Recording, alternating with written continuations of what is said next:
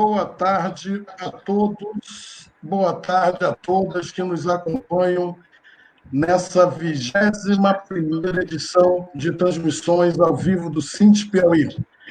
É sempre um prazer estar com todos vocês, com todas, acompanhando os debates que o Sint tem promovido, principalmente nesse período de crise sanitária, de pandemia. E nessa edição nós temos o prazer de trazer um debate que é fundamental para a sociedade, um debate crítico que se refere às eleições, o processo eleitoral em si e as contingências que envolvem o processo eleitoral. Então, para esse debate, nós teremos o privilégio da participação do professor Fábio Henrique de Oliveira Matos, que é cientista social e diretor da Secretaria de Assuntos Educacionais do Sint Piauí, o doutor José Inaldo de Oliveira e Silva, que é auditor de controle externo do Tribunal de Contas do Estado do Piauí, chefe do Núcleo de Gestão de Informações Estratégicas e Combate à Corrupção, e representante aqui da Rede de Controle da Gestão Pública do Piauí. Nos acompanhando também o doutor Sinobilino Pinheiro da Silva Júnior, também representando a Rede de Controle da Gestão Pública do Piauí, ele que é promotor de justiça do Piauí, coordenador do Centro de Apoio ao Combate à Corrupção e de Defesa do Patrimônio Público, vinculado ao Ministério Público do Piauí, e também coordenador do Grupo de Apoio aos Promotores Eleitorais. A expectativa do Sint em promover essa discussão com os nossos convidados é de que nós potencializemos um processo de eleições limpas, um voto consciente, e a Rede de Controle de Gestão Pública do Piauí tem desenvolvido um trabalho nesse sentido, e aí que entra em sintonia com a perspectiva do Sint Piauí nessa live, tá ok? Então, vamos começar apresentando, chamando para se apresentar, convidando o professor Fábio Matos. E ao tempo que eu peço para que você se apresente, Fábio, que você já aborde, em parte, a importância das eleições para a vida da sociedade, para a dinâmica da sociedade. Já na sua apresentação, por favor. Então, boa tarde a todos e a todas, internautas que acompanham as nossas redes sociais aqui do Sint Piauí. Boa tarde ao doutor Sinobilino Pinheiro, boa tarde ao doutor José Inaldo de Oliveira, que estão hoje nos acompanhando nesse debate. Uma boa tarde ao nosso amigo Léo Maciel, que vai estar conduzindo essa mediação. E estou hoje diretor do Sint Piauí, na pasta de a Secretaria de Assuntos Educacionais, uma pasta que requer da gente uma necessidade de conhecer um pouco sobre a política educacional do Estado, do Piauí e do Brasil, né? Então, ela tem nos levado, de certa forma, a debater constantemente a política pública que é a educação do nosso Estado. E, de vez em quando, a gente topa, doutor José Inaldo e doutor Sinobilino, com as questões de política, educação e corrupção, como é que isso tudo tem se imbrincado na nossa sociedade, né?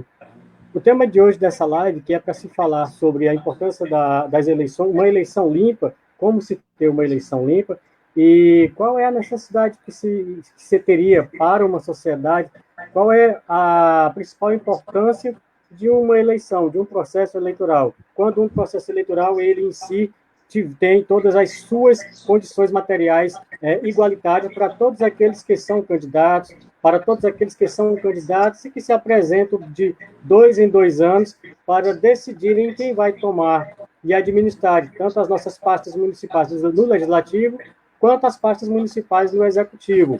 E a cada 2 anos, tanto como vereadores, deputados estaduais e federais.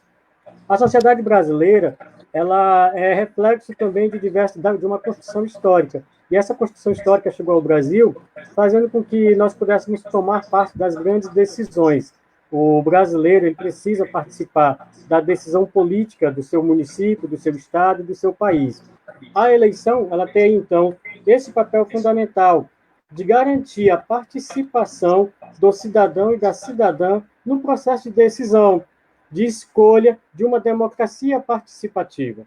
Nós vivemos numa democracia participativa e essa democracia participativa, ela transfere para o cidadão o poder de decidir quem vai tomar as decisões dela durante os próximos anos na gestão dos recursos públicos de uma determinada cidade, de um determinado estado, de uma determinada nação.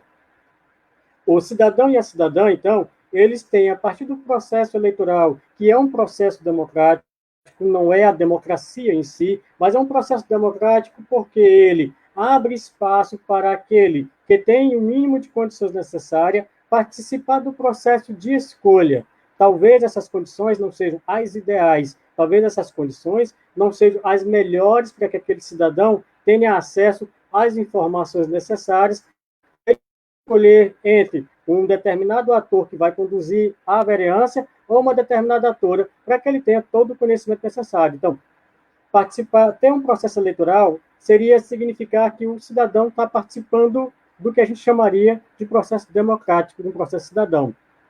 Apesar de todas as críticas, principalmente de minha parte, é uma opinião pessoal, nós acreditamos que o processo eleitoral tem muitas dificuldades, tem muitos problemas, e que também eles não são tão abertos e acabam dificultando o acesso ao cidadão e à cidadã na tomada de uma decisão muito mais clara, numa decisão muito mais objetiva, daqueles que vão dirigir a sua cidade, o seu município, pelos próximos 4 anos.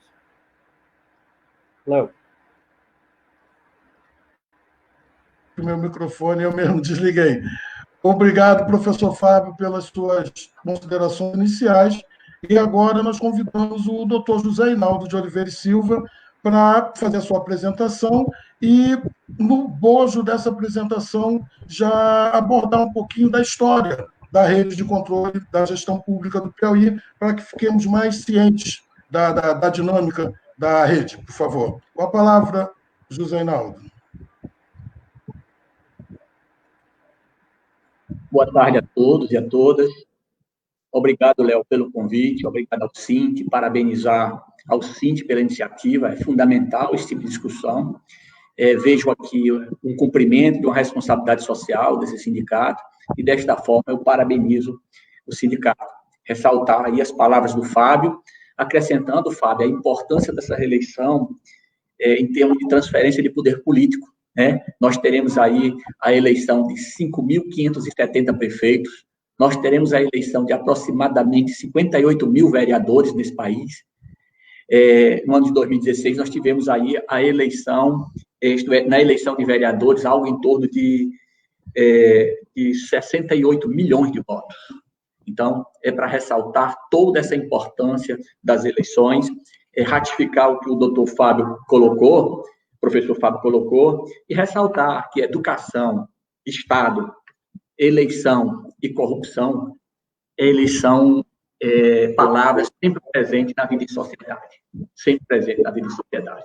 Então, jamais podemos esquecer disso. É preciso se ter boa educação, para se ter um Estado forte, para se ter eleições limpas e para se ter menores índices de corrupção. Isso é preciso ter essa consciência e que esses pilares se complementam, tá?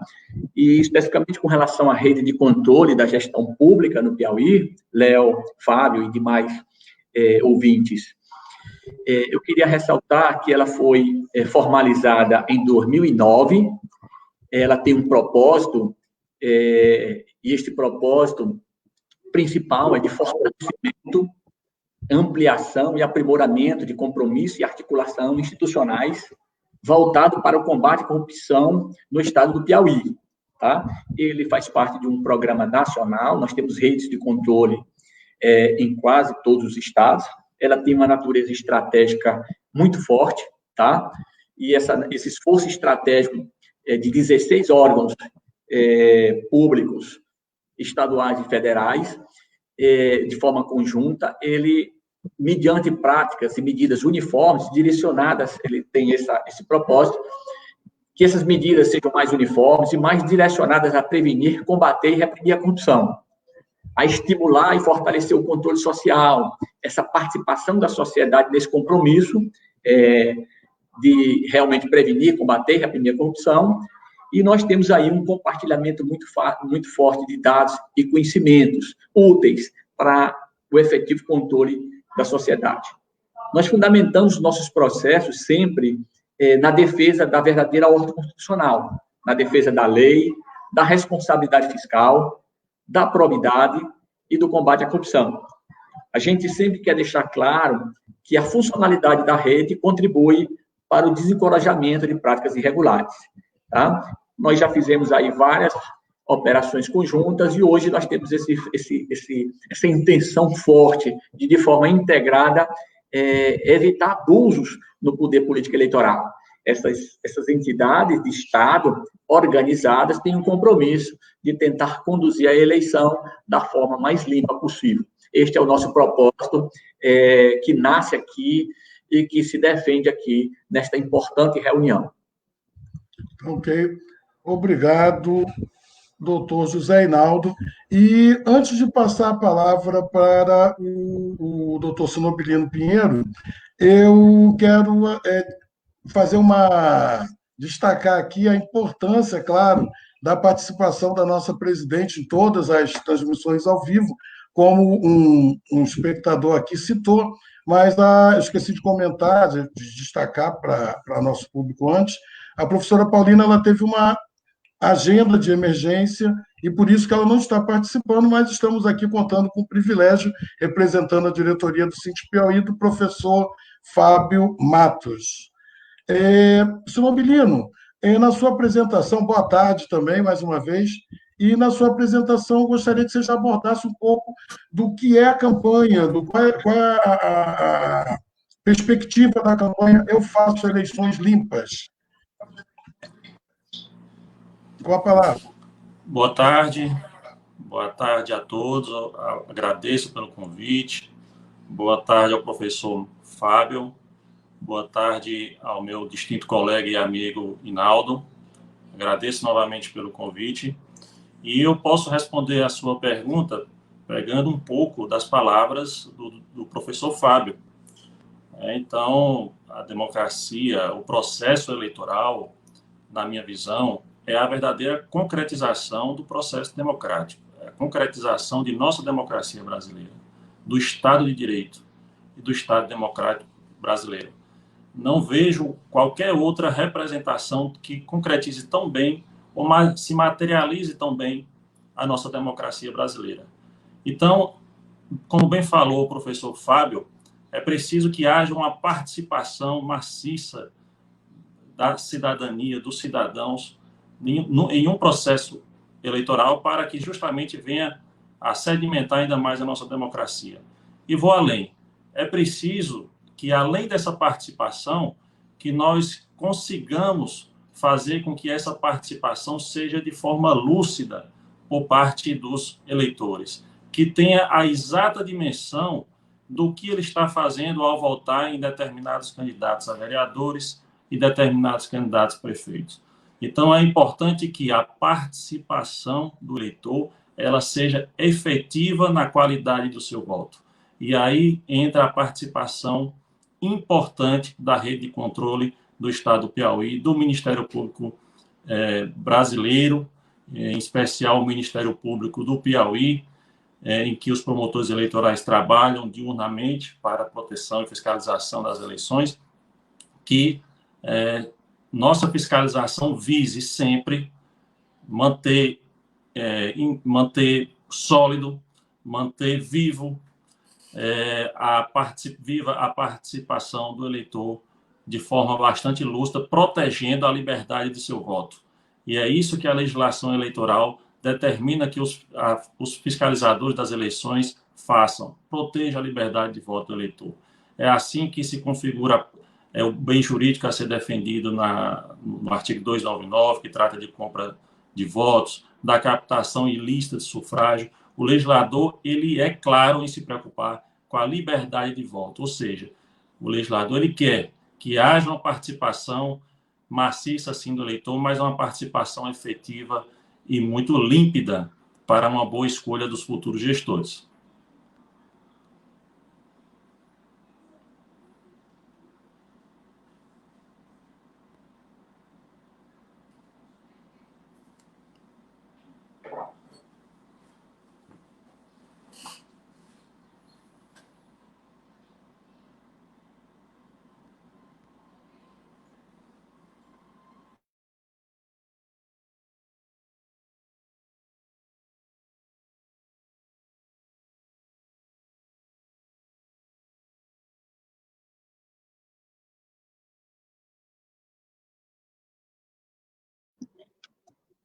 Léo, nós estamos tendo um problema com o seu áudio, Léo. Por favor, temos tido um problema com o seu áudio. Não, sabe qual? O problema com o meu áudio é que eu desliguei o microfone para não atrapalhar e esqueci de ligar. Mais uma vez, perdão, gente. Fábio, a questão é a seguinte: antes de para você começar, né, a implementar a sua segunda consideração, da sua segunda participação aqui na live, gostaria que você já fizesse uma análise da reflexão, fizesse uma reflexão sobre as consequências da corrupção eleitoral na vida cotidiana, na vida do cidadão. Em que sentido isso atinge de forma capilar cada um de nós, né? Que parece muitas vezes uma coisa distante, mas, na verdade, acaba atingindo cada cidadão e cidadã em certa perspectiva. Então, à vontade aí com a palavra, Fábio. Entendo. Tá bom. Quando você faz uma pergunta como essa, eu penso para São João do Piauí, né? Nossa cidade também, Canto do Buriti, a regional de Canto do Buriti está acompanhando aí a live. São amigos lá de nossas amigas de Pico, Chaicói, São Raimundo Nonato, nosso amigo Pá. E quando você faz uma pergunta como essa, Léo, ela é bem complexa e, ao mesmo tempo, simples de responder. Tem um texto do Bertold Brecht, se não me falha a memória, né? Ele fala sobre o analfabeto político, e quando ele começa a falar sobre o analfabeto político, ele diz que o pior analfabeto é aquele que é o analfabeto político, que ele não tem compreensão de que como as coisas acontecem no cenário. Como é que as coisas acontecem? Hoje, eu vou falar um pouco antes assim, sobre qual é o papel principal, ou como nós poderíamos ter uma rede de controle efetiva. Uma companheira agora disse que as redes de controle, elas são assim meio que cheias de buracos. Mas o que é controle social? Nós brasileiros, na nossa cultura brasileira, essa cultura que é tida como abaixo da linha do Equador não há pecado, essa cultura que é tida como a cultura do carnaval, a cultura da festa, essa cultura do feijão com arroz, a cultura da feijoada, aquela cultura que mistura Casa Grande e senzala e parece que as coisas estão tudo bem. Como é que essa cultura aprendeu ou foi nos ensinado a ter controle social? Qual é o papel das instituições burocráticas, as instituições que foram sendo construídas ao longo da nossa história, e qual é o papel delas no controle social, no efetivo controle social? Como é que uma igreja evangélica, uma igreja protestante, uma igreja luterana, uma igreja católica participa do processo de controle social? Qual o papel de um sindicato no controle social? Aí a pergunta é, nós temos o hábito de controle social? Nós temos aqui uma rede institucionalizada pelo Ministério Público, pelo Tribunal de Contas, que tem efetivamente esse papel de controle social. Mas seria somente desses atores o controle social? Seria somente do Ministério Público você controlar os gastos dos políticos em suas gestões? Seria apenas papel efetivo do Tribunal de Contas verificar se foi aplicado ali, naquele local, o que realmente tem que ser aplicado? Eu dou um exemplo. Existe o Conselho do Fundeb, né? Acho que todos aqui conhecem o Conselho do Fundeb. Qual é o papel do Conselho do Fundeb? O papel do Conselho do Fundeb é acompanhar, fiscalizar aplicações dos recursos do Fundeb, não é verdade? Qual é o papel do conselheiro, então? É fiscalizar se esses recursos estão sendo bem aplicados. E quando esse fiscal, quando esse conselheiro chega numa escola, por exemplo, doutor Sinobilino, aí dentro do projeto da escola existe ali a aplicação de 40 ar-condicionados no projeto. Mas quando você chega na escola para fazer a conferência, só tem 38 ar-condicionados instalados. Por que a direção da escola não teve acesso a essa informação? Por que o vigia da escola, a comunidade escolar, por que o conselho da escola não teve acesso a essa informação? Aí, Léo, e demais internautas, o que a gente tem percebido, doutores, e aqueles internautas que estão acompanhando, é que nós não somos acostumados a fazer controle social. Nós vivemos numa política patrimonialista e clientelista. Nós somos construídos ao longo dessa trajetória humana aqui no Brasil numa política clientelista, numa política em que aqueles que estão administrando se acham donos do poder. Às vezes eu costumo lembrar os meus amigos que estão candidatos a vereadores, que eles estão participando de um concurso público.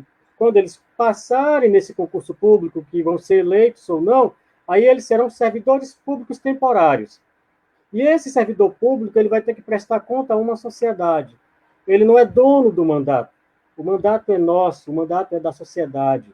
Infelizmente, nós invertemos os valores da democracia participativa. Nós criamos a democracia participativa por quê? Porque nós ainda não conseguimos pensar uma hiperdemocracia. O que seria uma hiperdemocracia? Seria, por exemplo, nós pegarmos uma PEC e toda a sociedade brasileira que tem acesso poder votar se é a favor ou não. Por que nós temos medo dos plebiscitos? Porque um plebiscito ele pode ser conduzido por um grupo pequeno de pessoas para se aplicar aquela ideia que eles querem. Porque nós, trabalhadores e trabalhadoras, nós, cidadãos brasileiros que estamos espalhados por todos os rincões, ainda não estamos preparados.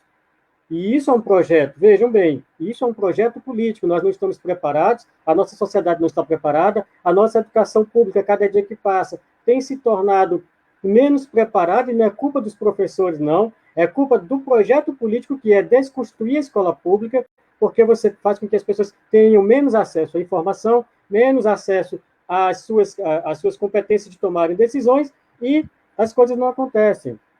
No primeiro momento, então, o que deve acontecer é nós entendermos que as instituições que nós construímos, desde o grupo grêmio escolar, desde aquele grupo da igreja, aquele grupo de irmãs que fazem oração, desde o grupo de padres, desde o grupo da comunidade das nossas catequeses, eles têm um papel fundamental de participar dos processos de decisões e de fiscalizar.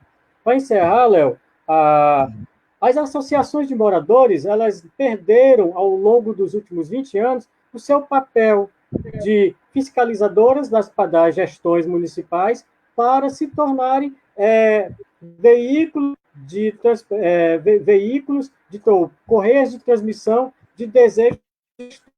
Muitas associações de moradores sequer têm 10% da participação daqueles moradores do bairro. Isso representa o quê? Que a própria sociedade, ela perdeu ou ela não tem compreensão ainda do que é que nós devemos fazer e qual é o papel do controle social. O controle social não é só de órgãos como o Ministério Público, não é só como de órgãos como o Tribunal de Contas do Estado. O cidadão tem que ter a ideia de que nós devemos controlar a aplicação dos recursos em loco. Nós temos que visitar as obras e saber por que uma obra que foi começada e foi iniciada em 2014, e falo isso do campo da educação, né? Numa cidade como Ribeiro Gonçalves, e até hoje não foi concluída. E aí retorna-se para ser concluída agora. Então, houve recurso, o que aconteceu com o recurso veio, voltou, por que voltou, e aí a gente acaba desgastando, pagando, como eu costumo dizer, o imposto do cidadão, ele é gasto 2 vezes fazendo a mesma coisa. Por quê? Porque nós não temos essa capacidade, essa compreensão de que nós somos os responsáveis principais pela fiscalização da aplicação desses recursos. E aí, Léo, quando a corrupção eleitoral na vida cotidiana, ela vai me impactar da seguinte forma, porque eu não tendo essa compreensão, eu tenho necessidades que são construídas historicamente, elas não são necessidades porque nasceram da minha irresponsabilidade, elas são necessidades que surgiram porque o Estado não me ofereceu todas as condições para preparar-me. Aí, de repente, eu tenho uma necessidade básica, é emprego, é remédio, é saúde, e eu acabo não tendo essa compreensão, e a sociedade vende seu voto. Quanto custa para a sociedade o voto de um indivíduo?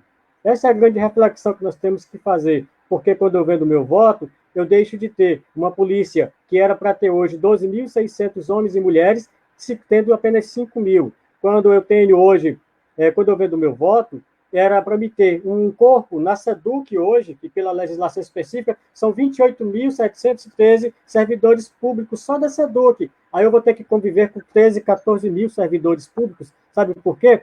Porque o meu imposto não está atendendo às demandas, porque aqueles gestores que eu elegi pouco se importam com as minhas necessidades. Por um fato simples, eu não estou preparado para fiscalizar a aplicação dos recursos públicos. O recurso não é público, o recurso é meu, é seu, é do seu pai, é da sua mãe. É de quando você vai na esquina comprar 1 quilo de arroz, você deixa ali já um pouco dos recursos para aplicação nessas coisas que são sociais. E se nós não tivermos essa compreensão, Léo, e internautas, nós vamos, infelizmente, continuar nessa política que a gente vive no Piauí, que é uma política, lamentavelmente, ainda clientelista. Obrigado, Fábio, pela reflexão e pela resposta.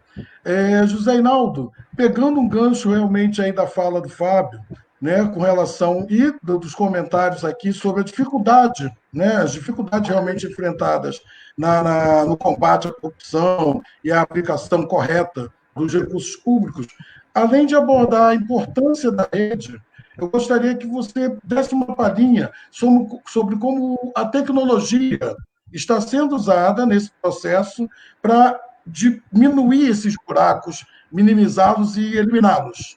Por favor, com a palavra. Obrigado, Léo. Eu quero me tornar solidário com o Fábio, nas colocações dele. Eu queria também complementar minha primeira fala. Hoje nós que integram a rede de controle, nós temos todos os ministérios públicos, no caso, o estadual, o federal e o Ministério Público de Contas. Nós temos Polícia Civil, Militar e Rodoviária Federal. Nós temos os Tribunais de Contas do Estado e da União. Nós temos a Controladoria da União e do Estado. Nós temos a Receita Federal do Brasil, a Advocacia Geral da União. Nós temos o Poder Judiciário, a Corregedoria do Poder Judiciário, o Tribunal Regional Eleitoral e o DENASUS. Todos são órgãos institucionais que fazem o controle institucional da administração pública. Mas eu queria ressaltar alguns aspectos que o Fábio colocou e que uma internauta também comentou. Antigamente, esse controle institucional, ele trabalhava o combate da corrupção como se fosse um pescador pescando de anzol. Ele jogava lá aquele anzol, né, em um mar grande, na esperança de pegar um peixe. Esse trabalho em rede, ele é mais recente, tá? Embora a gente possa imaginar essa rede ainda com buracos, e é lógico que esses buracos existem, a gente vai ressaltar um pouco, a gente tem costurado reiteradamente essa rede, tem aproximado mais esses órgãos para que a rede fique cada vez com seus tamanhos, com menos buraco e com um tamanho mais próximo, onde a gente possa gritar e o outro ouvir. E queria ressaltar que toda pescaria feita em rede logra melhores resultados. Se fizer uma reflexão ali olhando pela internet, nos últimos 4 anos, a rede de controle fez mais de 30 operações no Piauí de combate à corrupção. Mais de 30 combate à corrupção. Isso não é pouco. E em todos esses processos, Léo e Fábio, a rede de controle estava presente e foi extremamente importante para o estado do Piauí. Veja que a rede não defende, em termos, o que a rede defende, centraliza sua defesa e seu propósito na prevenção. Tá? A repressão, ela é um pilar necessário desse processo de enfrentamento à corrupção, mas ele é extremamente traumático. A gente vê um pai de família, 6 horas da manhã, sendo abordado e preso. Não é fácil para ninguém, não é bom para ninguém, é um trauma sempre. Tá? O que a gente queria mesmo era aqui, e mesmo assim, para se recuperar esses recursos, isso é extremamente complicado.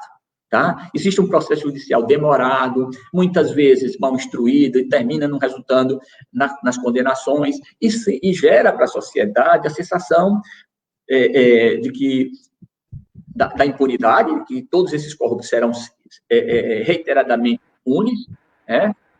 E também para públicos a sensação de impunidade, oferece as condições ideais que eles permaneçam nessa onda de existe um fato importante que a gente tem que promover reflexão, que o professor Fábio trouxe no seu cenário. Na sociedade, o poder político nasce no voto. Neste momento do voto, o seu, Léo, o meu, o do Sinobilino, o do Fábio, o do presidente do STF, todos têm um valor. Um voto, não mais que o voto é do Léo ou do Aldo. Toda vez que um voto é pedido, é negociado, o teu voto é força. E nós temos um contexto extremamente de qualidade das eleições. Eleições frágeis, entradas no vícios, são motivadoras do absurdo, da ausência do momento local, da falta de centralidade do local, da porta, inclusive. Então, não se pode repetir isso. Tá? Mas eu queria também ressaltar que a tecnologia é um processo que auxilia muito mesmo em todo o processo de prevenção. Tá? Porque nós somos humanos. Uma colega colocou atrás dela, que o castigo dos homens, o castigo das pessoas de bem, não resolvem discutir, nem participam dos processos, das questões governamentais, é viver sobre os homens, sob o domínio de homens maus. A frase é de Platão, bem antiga, né? Ele disse o seguinte, que quando os homens resolvem não discutir as questões governamentais, ele vive sob o domínio de homens incapazes. É fato. É uma questão, lógico, essa questão nossa de vida em sociedade. Mas ressalto, o doutor Fábio colocou, a Constituição nossa de 88, ela trouxe para nós uma responsabilidade, ela fortaleceu o controle social. Não adianta a sociedade visitar a culpa exclusivamente nas entidades ou nos órgãos institucionais. Afinal de contas, dizer que a rede está sujeita o principal curado nesta rede de enfrentamento à corrupção é a ausência das boas escolhas eleitorais. Isso fragiliza qualquer rede, qualquer entender esse compromisso somos de todos. Esse compromisso tem que ser de todos nós. Tá? E a tecnologia, Léo, ela é um meio para isso. Aplicações cívicas que no mundo todo, ela está auxiliando o controle, mas fundamenta a importância da igreja, Léo, igreja, professor, o controle social é Rinaldo, Fábio, só terminando. Não é o parte. É que o teu áudio está falhando. Você está com mais de um equipamento ligado? No Facebook? Não. Está falhando um pouquinho. Fala mais próximo, por favor, do teu microfone.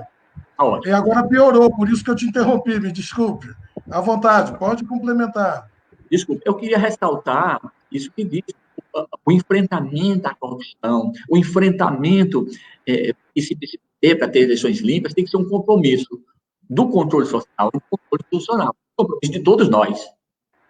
Tá? É preciso a gente ter responsabilidade. Em alguns municípios de nosso país, e esses municípios existem, onde a sociedade resolveu tomar rédeas do controle, fazendo esse controle social, controle cidadão, aquele que as coisas funcionam. Eu não estou falando dos controles institucionais, do Conselho de Merenda, nem do Municipal de Saúde. Estou falando de pessoas da sociedade que se uniram, o médico, o advogado, que se uniram para fazer o controle da administração pública. Um controle, primeiro do controle, o mais importante, assumindo com as instituições a melhor forma do controle. Em alguns municípios, por exemplo, tem a saúde, a educação, veja no Verde e outros municípios do nosso país que são educação pública, é significativamente menor que a houve uma responsabilidade maior.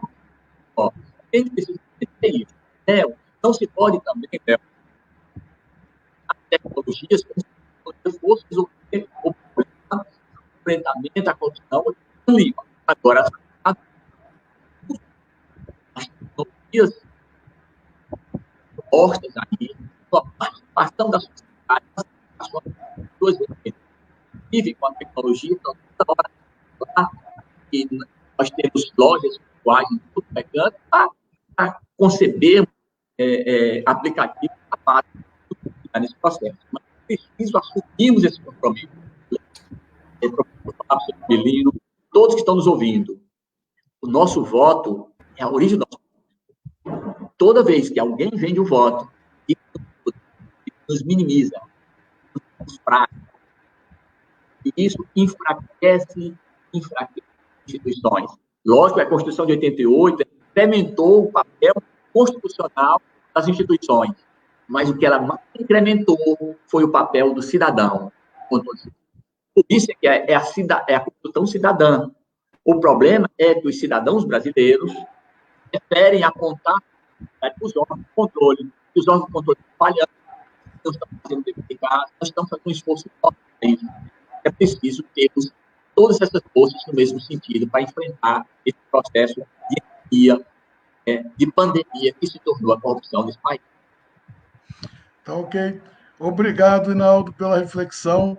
E eu convido mais uma vez, Nobilino, para que você faça a sua intercessão aqui, mas pegando, inclusive, nas falas do Fábio e do José Inaldo, a questão da conscientização do cidadão. Como está sendo desenvolvido, ou qual é a proposta de desenvolvimento do trabalho de conscientizar realmente o cidadão, a cidadã, sobre a importância do voto consciente e também da premissa necessária de combate às práticas de corrupção eleitoral? Teu microfone. Gabriel. Perfeito. Nós ouvimos aqui atentamente o que falou o professor Fábio, o amigo Inaldo, ressaltando realmente a importância do controle social. O controle institucional é fruto do Estado Democrático de Direito, porque são instituições formadas pela legislação brasileira. É indispensável. E essa institucionalização da fiscalização, esse trabalho de rede, vem cada vez mais surtindo efeitos e dando frutos. Acontece que esse trabalho nunca será efetivo se não houver a junção com o controle social. E para haver a junção do controle social e o institucional, é preciso que haja, digamos aí, uma mão dupla, em que as instituições buscam o cidadão e o cidadão se deixa buscar pelas instituições. Então, é preciso que as instituições cada vez mais estejam abertas para receber esse controle social das pessoas, dos cidadãos. Agora, é necessário que os cidadãos tenham interesse de realizar um controle social. E à medida em que vende o seu voto nas eleições, eu vi até uma pessoa falando aí no chat de que quando se vende o voto, se vende a dignidade. E vou além, quando se vende o voto, se vende a dignidade e prejudica o interesse público. Porque ali, esse cidadão que vendeu o voto naquele momento do processo eleitoral será um cidadão que, naturalmente, não exercerá nenhuma forma de controle social para aqueles futuros gestores mal escolhidos. Então, o que a Rede Controle vem fazendo, juntamente com o Ministério Público do Piauí, o Tribunal de Contas do Estado do Piauí, é justamente dando a mão, estendendo a mão à sociedade, fazendo e trazendo a campanha nessas eleições de 2020, #Eu Faço Eleições Limpas. As instituições se reuniram e se colocaram à disposição da sociedade para juntos enfrentar os possíveis ilícitos eleitorais que possam ocorrer, infelizmente é comum ocorrer, e que possam ocorrer nessas eleições de 2020. A eleição, a campanha, enfim, tem dois viés.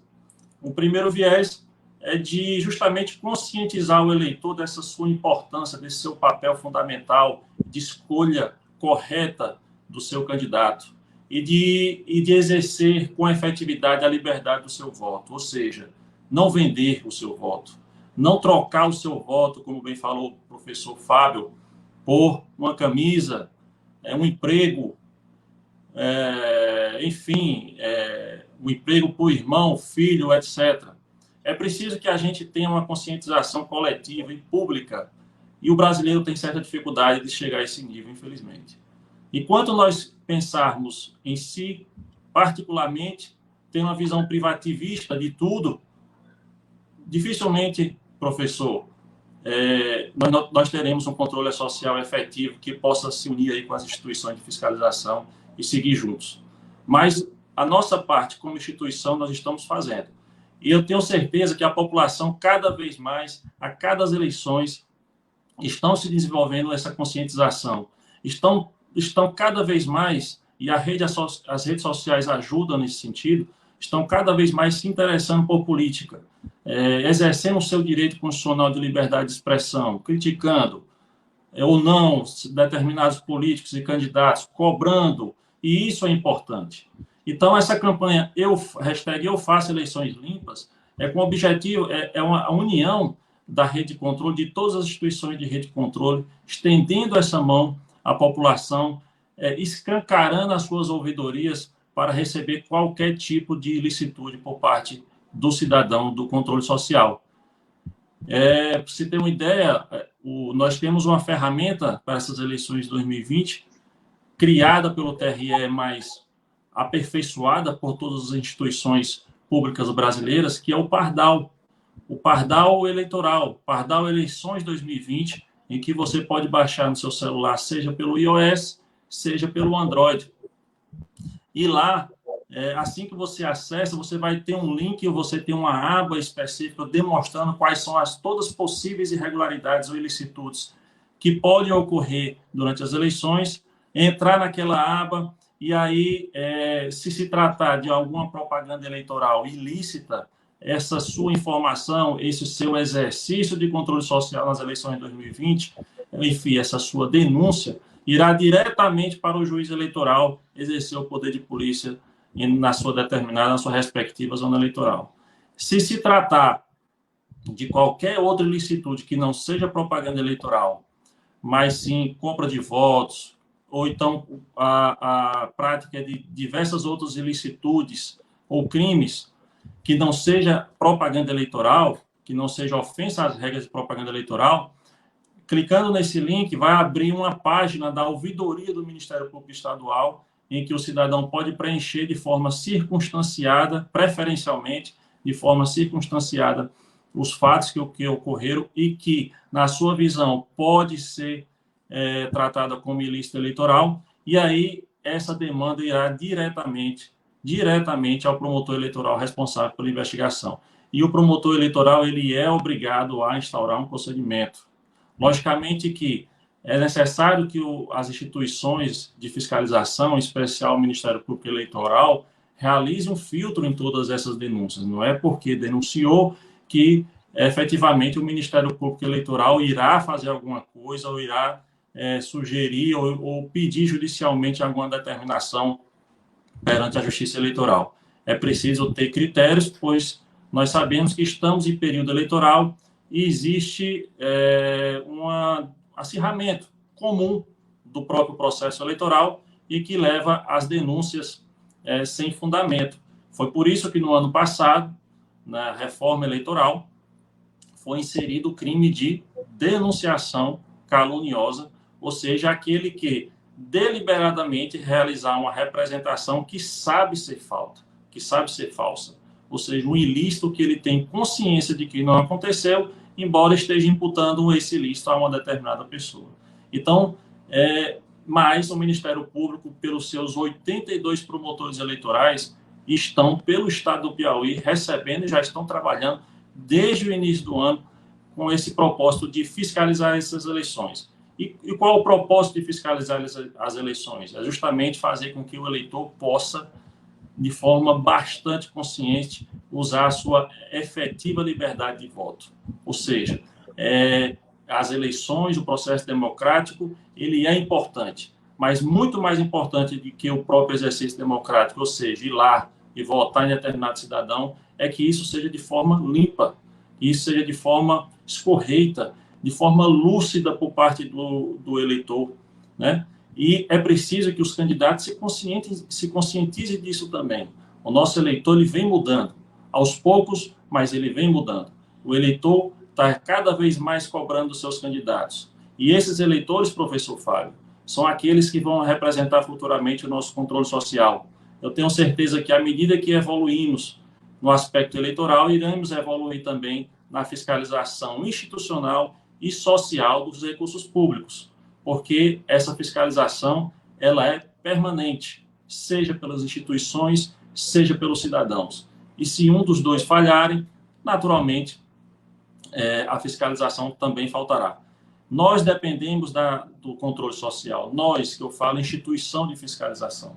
O TCE, o Ministério Público Estadual, posso dizer com toda certeza, não funciona sem haver um mínimo de controle social. Sem que aquele cidadão possa levar alguma demanda à promotoria de justiça da sua cidade, que possa representar alguma ofensa de direito seu ou da comunidade, né? Ano a ano, isso vem aumentando. E ano a ano, as instituições vêm se aperfeiçoando ainda mais para receber essas denúncias. Isso é uma prova de que o controle social ele vem, aos poucos, melhorando. Então, nós esperamos que isso também seja feito durante as eleições. E o Ministério Público, eu tenho certeza que o Tribunal de Contas também estarão sempre disponíveis a toda a sociedade. Muito obrigado, Sinobilino. E, Sinobilino, eu queria aproveitar, abusar um pouco mais da sua performance, para que você já entrasse nas suas considerações finais, mas também fazendo uma indagação com relação ao questionamento recorrente, inclusive na mídia corporativa, que é no que tange ao período eleitoral. Alguns gestores, muitos gestores no Brasil, acabam inaugurando obras aqui ou ali, né? E sempre tem uma dúvida, inclusive por parte dos profissionais de mídia, de como a legislação cobre esse aspecto. Pode ter inauguração de obras, não pode ter, até que pode ser legal ou imoral. Qual é a posição em relação a isso? Queria que você abordasse um pouco esse aspecto nas considerações finais, por favor. Sim, pois não. A legislação eleitoral, ela é, digamos assim, temporal. Algumas normas da legislação eleitoral, elas têm vigência por um determinado tempo. E enquanto esse tempo não for vigente, algumas normas da legislação eleitoral também não se tornam vigentes. Eu costumo dizer que as eleições começam no ano das eleições, a partir de janeiro, no caso, janeiro de 2020. Algumas normas eleitorais já impõem alguns limites desde janeiro de 2020, no caso das eleições municipais. É o que nós chamamos de condutas vedadas por parte de agente público. Então, a legislação eleitoral, mais em especial a lei eleitoral, em seu artigo 73, ele traz um rol extenso de proibições de que os gestores podem fazer ou não podem fazer durante o ano eleitoral, 6 meses antes das eleições ou 3 meses antes das eleições. É um rol extenso. Sobre as obras, não há nenhuma proibição de que essas obras sejam realizadas. Acontece que a legislação proíbe que seja usado a propaganda institucional em seu favor referente a essas obras. Em 3 meses antes das eleições, não pode haver propaganda institucional, diga-se propaganda pela Prefeitura Municipal, pela Câmara Municipal, em seu site, em suas redes sociais, de inauguração de obras e etc. Isso não quer dizer, repito, que as obras elas não possam ser feitas, elas poderão e devem ser continuadas durante o processo eleitoral. Agora, em suma, em resumo, o que a legislação proíbe é que essas obras que são obras institucionais, são obras públicas, seja a sua imagem, o que pode trazer de benefício para o gestor, seja utilizado para aquele candidato X ou Y, né?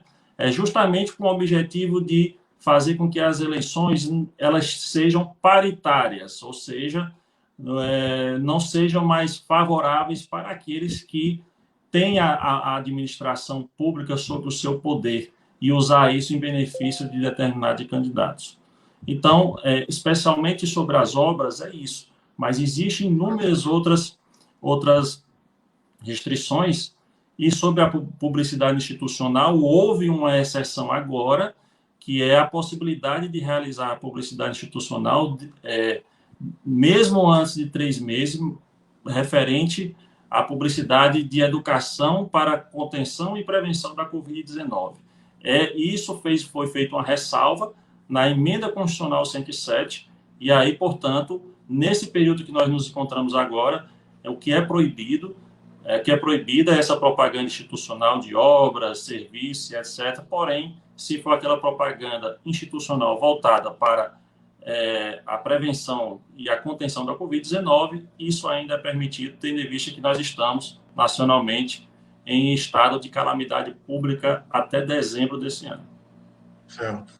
E eu agradeço de antemão a sua participação e fique aí que ainda tem, eu acho que uma pergunta no final ainda para você. Tá bom, Sinobilino? Muito obrigado pela participação aqui na nossa reunião.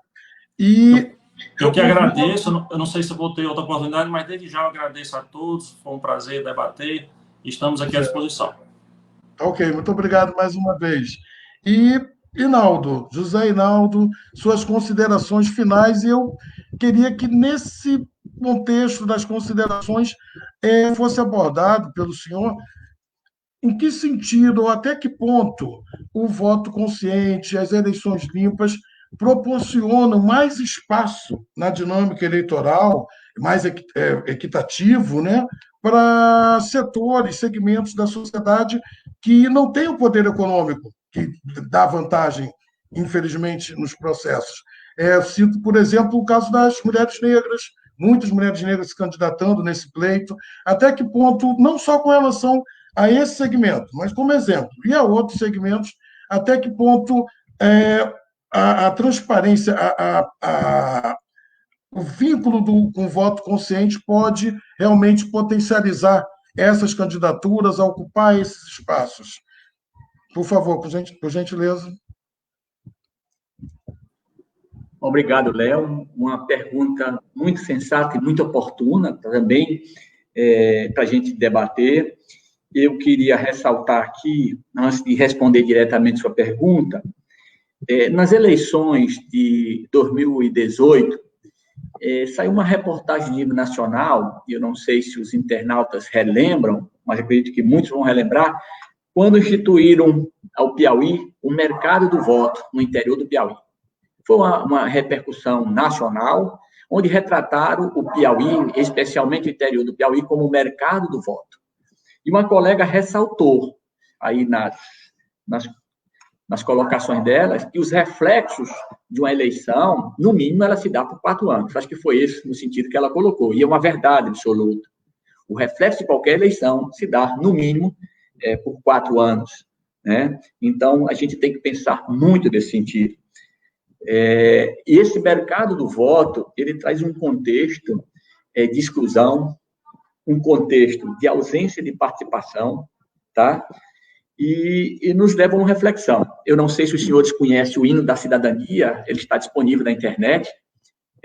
Esse hino da cidadania, ele é de formatação cidadã, faz parte de um processo de controle social, e neste hino se faz uma indagação. Onde está o homem que tem o poder de mudar essa realidade? Veja que ele não colocou onde é que está a instituição que tem o poder de mudar essa realidade. Somos nós, cidadãos, que temos o dever de mudar essa realidade. Somos nós, cidadãos, tá? Aqui no Piauí, por exemplo, nós temos bons exemplos aqui de pessoas, de cidadãos, que resolveram trabalhar para mudar essa realidade. Nós temos cidadãos aí que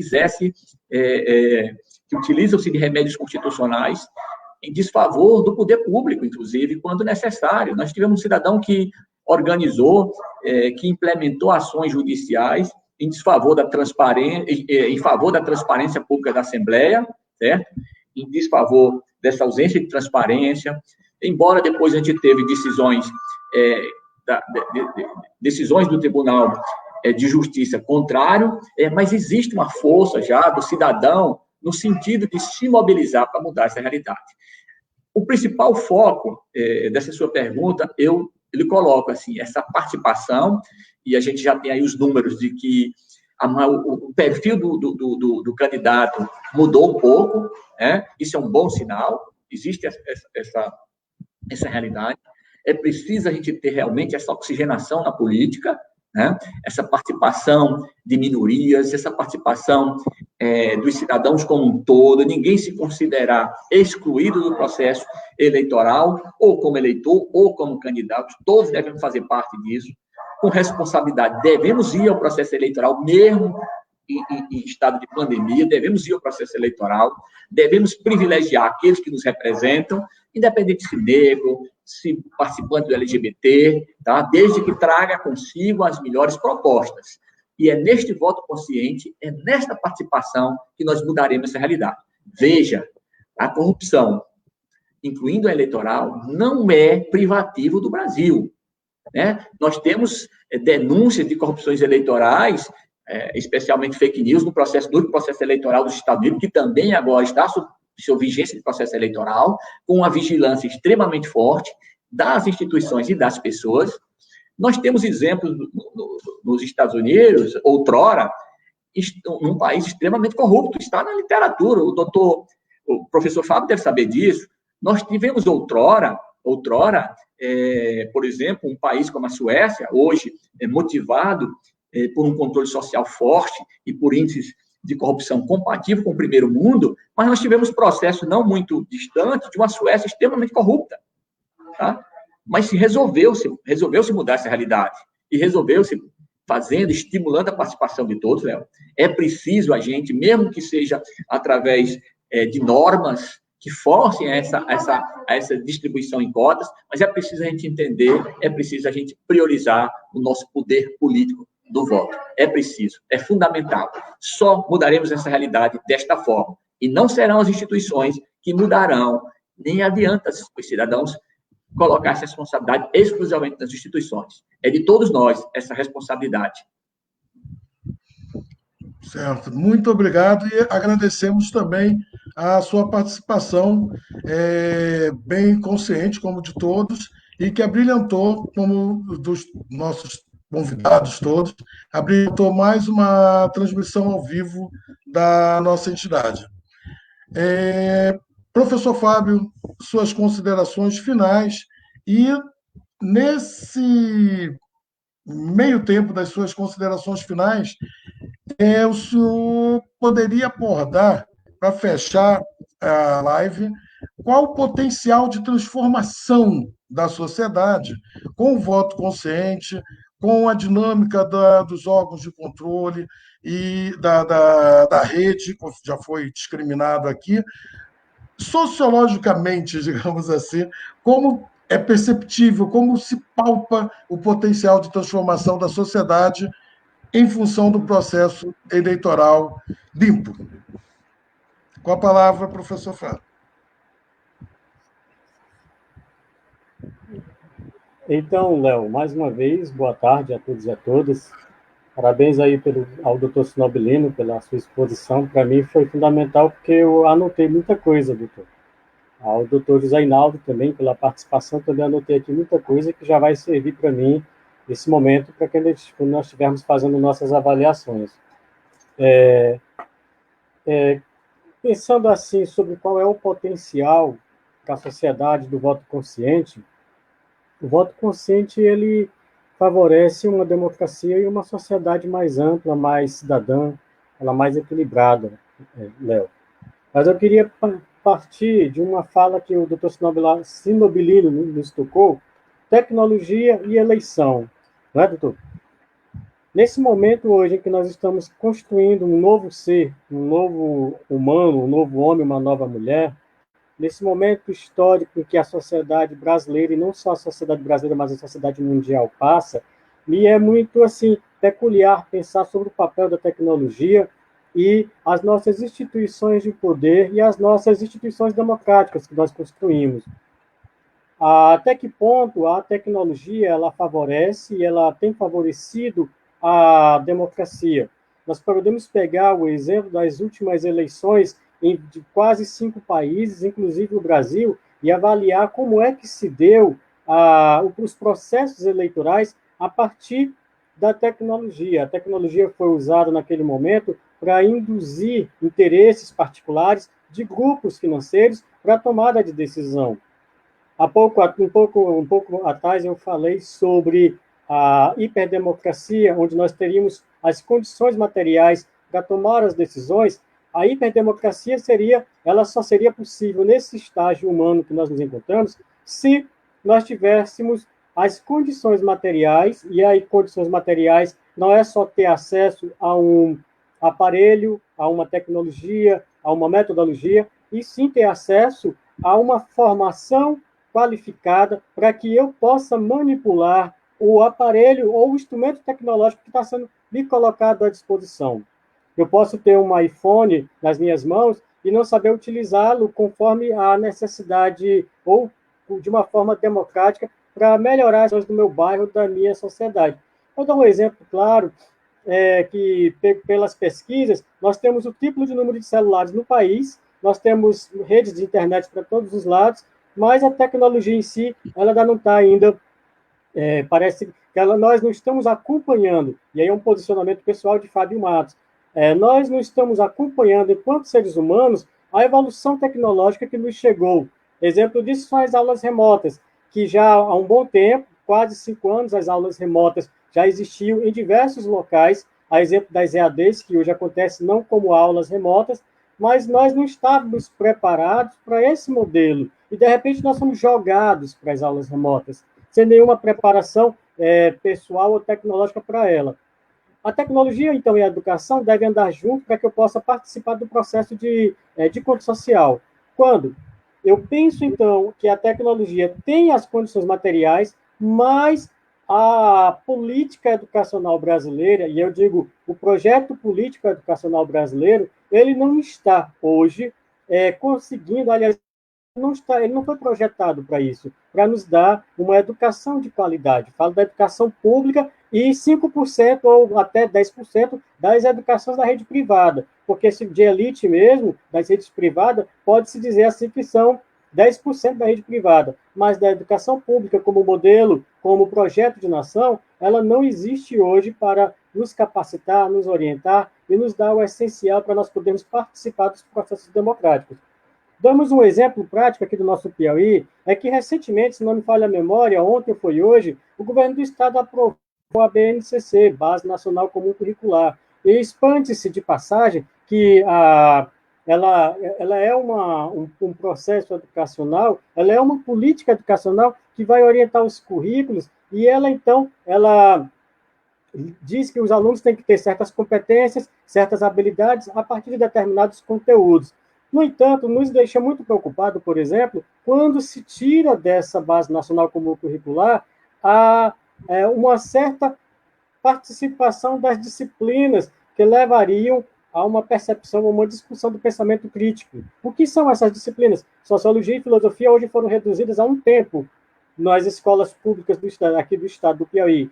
Isso nos leva a pensar que essa educação da sociedade, capacitação da sociedade para estar preparada para ter uma visão de controle social, ela vai ser muito mais mitigada, ela vai ser minimizada. Por quê? Porque para os gestores atuais, a educação tem que ser tecnicista. O aluno e a aluna deveriam estar aprendendo apenas a ler e as operações matemáticas básicas. Não deveriam ter compreensão do seu tempo histórico.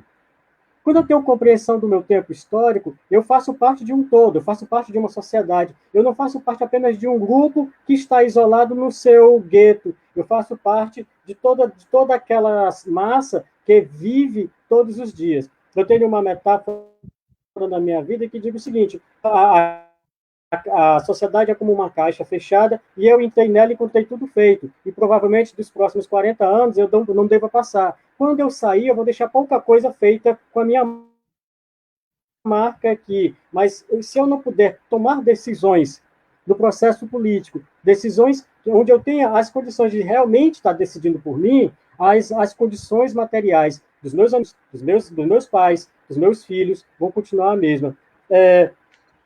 Que mundo eu vou deixar para os meus netos? Eu falo neto porque eu tenho um neto mesmo. Qual é o mundo que eu estou preparando para quando eu escolho um político que ele tem uma trajetória que não coaduna com os interesses da classe trabalhadora, que politicamente ele tomou decisões na Câmara dos Deputados, ou ele foi já vereador, e ele tomou decisões que foram de encontro ao interesse coletivo, por que eu devo votar nele? Mas vem cá, eu tive acesso à informação. Por exemplo, ontem a Assembleia Legislativa aprovou mais uma lei que vai impactar algumas pessoas aqui em Teresina. Alguém teve acesso? Alguém teve condição? Agora disse, não, mas está tudo no site. Tá. O problema é que nós não fomos preparados para fiscalizar. Nós não fomos educados, e esse modelo educacional que foi construído no Brasil, mesmo com as insistências de Anísio Teixeira, mesmo com a insistência do patrono da educação, que é Paulo Freire, esse modelo não foi preparado para que nós pudéssemos pensar.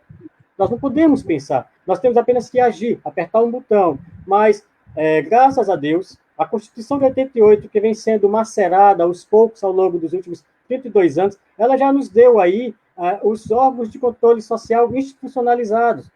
Mas, como disse o doutor Snobilino, ela não nos garantiu as competências e habilidades para o cidadão ter acesso e ter a ideia de que ele é que deve fazer o controle social.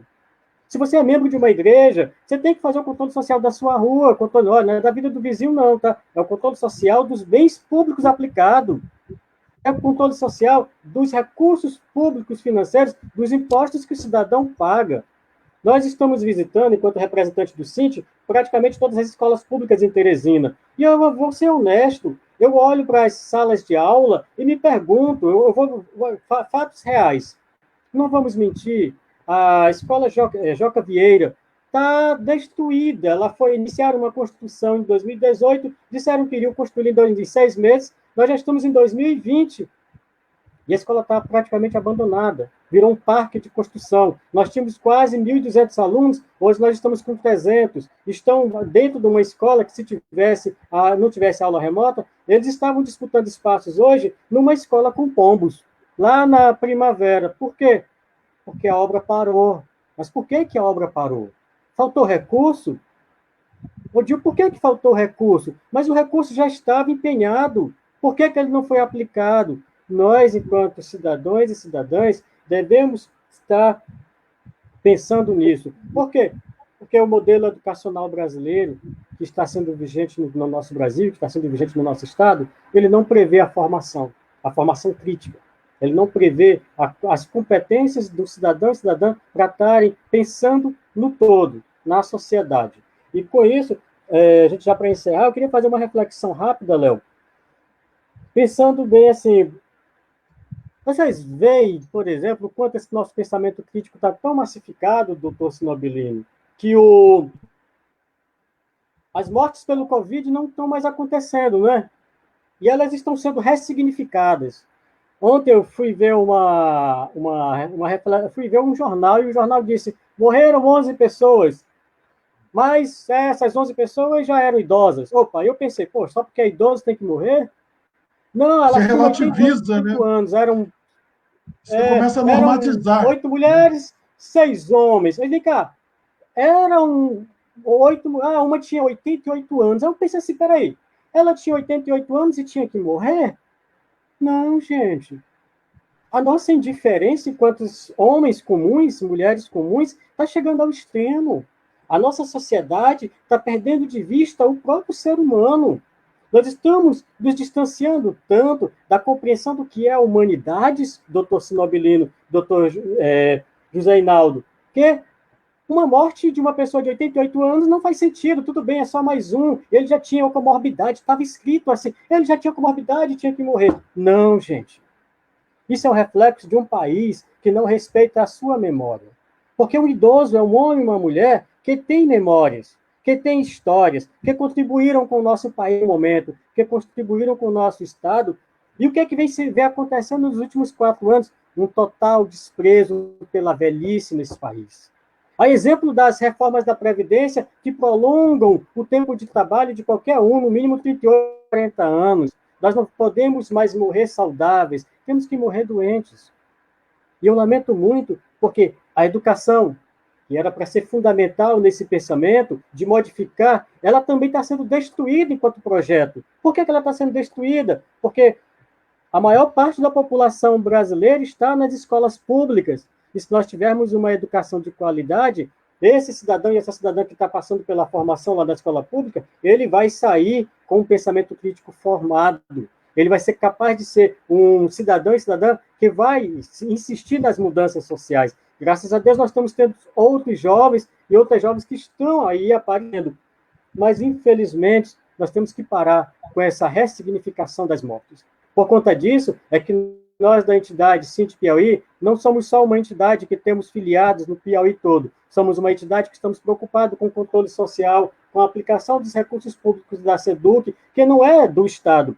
Esse dinheiro que vai para lá é um dinheiro que é tirado dos impostos do trabalhador e da trabalhadora todos os dias. É um dinheiro que, quando eu compro 1 quilo de açúcar, eu deixo quase 43% ali no comércio, já na hora que é aplicado o ICMS, quando passa de um estado para outro, eu deixo para ser aplicado na saúde, na educação e na segurança, no mínimo, nos órgãos de controle social. E eu quero garantir que eu tenha uma prestação de serviço de qualidade.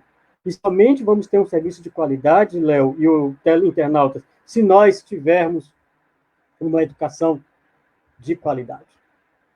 Nós só temos que ter, Léo, para encerrar, voltar a pensar enquanto seres humanos. Uma vida vale muito mais do que qualquer estatística. Uma vida vale muito mais do que 100, 200 reais que eu possa ganhar no final de semana ou possa gastar no final de semana. Nós temos que repensar a nossa história enquanto seres humanos. Pensar assim, eu sou um ser político. Eu sou político, nós não podemos ter medo da política. Criaram aí, doutor Sinobilino, uma ideia de que a política é um monstro, é um bicho de 7 cabeças e que nós devemos nos distanciar. Pelo contrário, somos seres políticos por natureza e devemos permanecer na política e fazer política para que os nossos órgãos, para que as nossas instituições sejam vistas. Temos que estar, olha, eu convido você, trabalhador e trabalhadora em educação, participe das audiências públicas que acontecem no nosso Tribunal de Contas. Participe das sessões, não é? Não tem sessões públicas? Às quintas-feiras, às vezes eu não me lembro mais quais são os dias. Participe, é aberto.